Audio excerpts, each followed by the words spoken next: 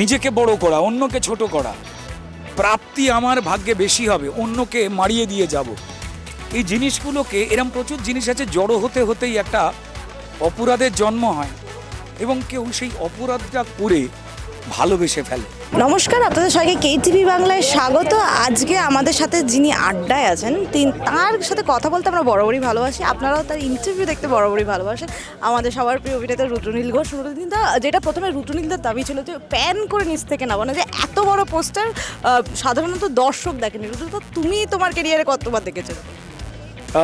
আমার অভিনীত সিনেমার মধ্যে এত বড় পোস্টার, আজকে পোস্টার লঞ্চের দিন, the academy of fine arts অপরাধের পাঠশালার যে সিনেমার আজকে যে প্রথম পোস্টার রিভিল হলো, এক্সাইটেড।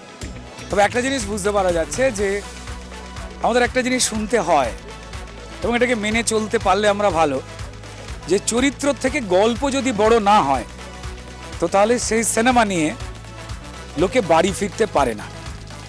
তো এটা আমরা মুখে বলি, কিন্তু সামনে থেকে না ব্যাপারটা বোঝাবো কি করে বুঝতে পারিনি।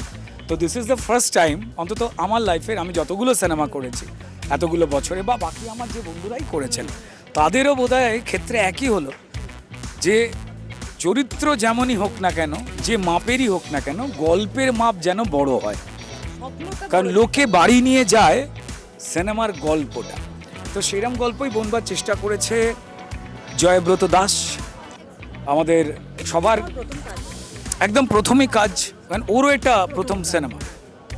আমাদের সবার খুব প্রিয় বিখ্যাত Satyajit Ray film and television institute, এত নাম করা একটা প্রতিষ্ঠানের সুযোগ্য ছাত্র জয়ব্রত এবং বাকিরা, তার যে এন্টার অ্যাসিস্ট্যান্ট ডিরেক্টর টিম বা পুরো টিম বা যে টেকনিশিয়ান ভাইরা, তারা যে সাহায্যটা করেছে, তো তার রেজাল্ট হচ্ছে এটা। দেখো, এখানে আমি বা সৌরভ দাস বা পায়েল বা রাহুল অরুণোদয় থেকে শুরু করে ঋষভ, সুদীপ মুখার্জি, অনুরাধা, অমিত সাহা, আরও যারা যারা, রানা বসুরাকুরো একটা স্পেশাল চরিত্র করেছে, তো যারাই যে কাজটা আমরা করেছি, এই কাজটা না মন দিয়ে অনেক বেশি করে করবার ইচ্ছা হয়েছে।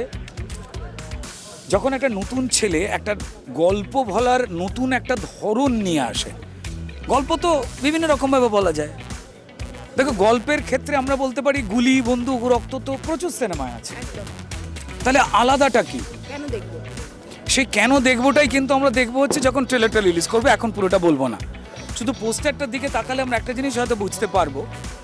এটাকে পাল্প ফিকশন বলে, যারা রেগুলার সিনেমা নিয়ে চর্চা করেন তারা মানেটা জানেন। সোজা কথায় বলতে বলতে এটা বলতে পারি যে অপরাধের পাঠশালা। আমাদের আশপাশের সোসাইটিতে আমরা এমন এমন কিছু খবর পড়ি বা দেখি, মিডিয়াতে আসে, নিউজে আসে, যে লোকটা বা যে মানুষটা সম্পর্কে আমরা ভাবিনি যে এই অপরাধের সঙ্গে জড়িয়ে। দেখুন, লোভ, নিজেকে বড় করা, অন্যকে ছোট করা, প্রাপ্তি আমার ভাগ্যে বেশি হবে, অন্যকে মারিয়ে দিয়ে যাব, এই জিনিসগুলোকে এরম প্রচুর জিনিস আছে, জড়ো হতে হতেই একটা অপরাধের জন্ম হয় এবং কেউ সেই অপরাধটা করে ভালোবেসে ফেলে। কারেক্ট? তো তারপর তিনি প্রফেশনাল ক্রিমিনাল হয়ে ওঠেন। কিন্তু এর বাইরে গিয়েও এমন এমন মানুষজন অপরাধের সঙ্গে জড়িয়ে যাচ্ছেন, লোভ বলুন বা সবার থেকে এগিয়ে যাওয়া বলুন, এই হ্যাঁ, আমার সোশ্যাল মিডিয়াতে আমার একটা প্রোফাইল আছে, আমার প্রোফাইলটায় এত বেশি লাইক পড়ে, আমার এত ফলোয়ার, এই আমিত্বের আনন্দের একটা অদ্ভুত মাকড়সার জালে আপনি, আমরা সবাই জড়িয়ে যাচ্ছি। বেরোতে চাই। তুমি নিজেকে কতটা এর থেকে বাঁচিয়ে রাখো সবসময়? কিছুটা, পুরোটা পারি না, কিছুটা পারি। তার কারণ কি হয়,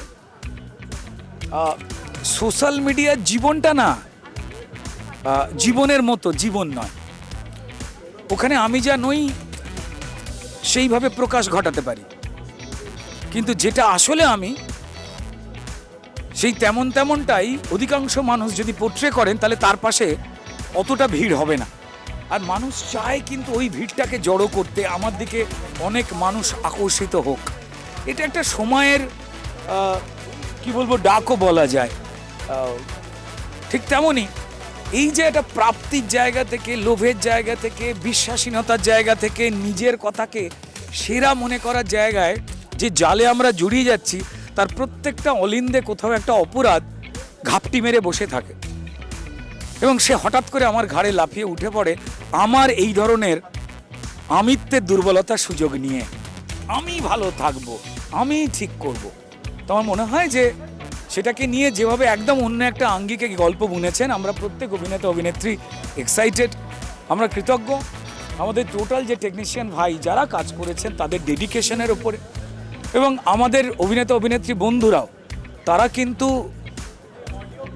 কি রেমুনারেশন আমরা অন্য সিনেমাগুলোতে পাই এখানে কেন সেটা পাবো না একবারও মনে হয়নি। মনে হয়েছিল পরিচালক জয়ব্রত দাস, এসআরএফটি এই পাস আউট একটা ছেলে, তার একটা মুন স্ট্রিম ধারার ছবি করতে আসছে।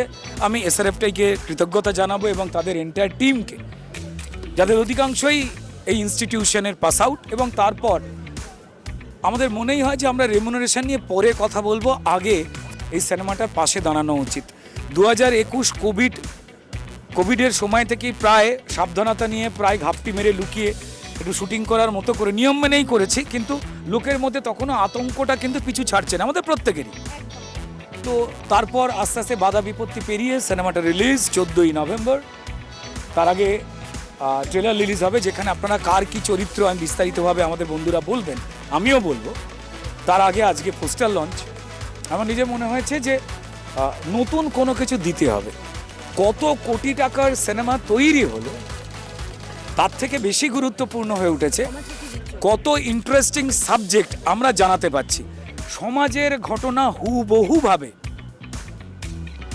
এই গল্পের মধ্যে সম্পৃক্ত হয়েছে, শুধু এইটুকুই বলতে পারি, যেগুলো অন্য সিনেমাতে সচরাচর দেখাবার এইভাবে অবকাশ থাকে না।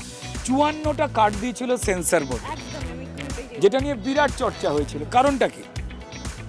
খুব চেনা তর্ক বিতর্ক নিয়ে এক্সট্রিম ভায়োলেন্স অ্যান্ড ভায়োলেন্স যে দৃশ্যে অভিনয় করতে গিয়ে নিজেদেরও মাঝে মাঝে চমকে উঠতে যেতে হয়েছে।